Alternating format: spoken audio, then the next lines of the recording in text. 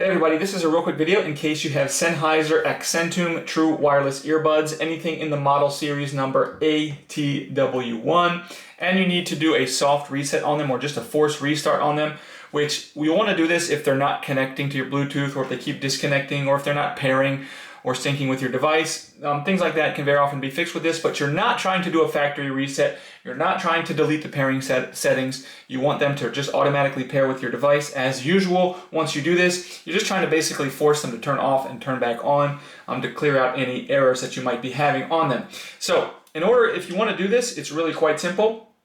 All you need to do is basically put the earbuds back in the case and then close the case. Now, if you close the case and then you open it and take them back out, they won't actually turn off or anything like that. So you have to put them in the case, close the case, and wait at least 10 seconds. And after 10 seconds, they'll actually turn off inside the case, at which point then you can open it and they'll power back on. And hopefully that'll fix the issue. If it doesn't fix the issue, then you should move on to an actual hard factory reset. And I'll put a link in the description to the instructions on how to do that.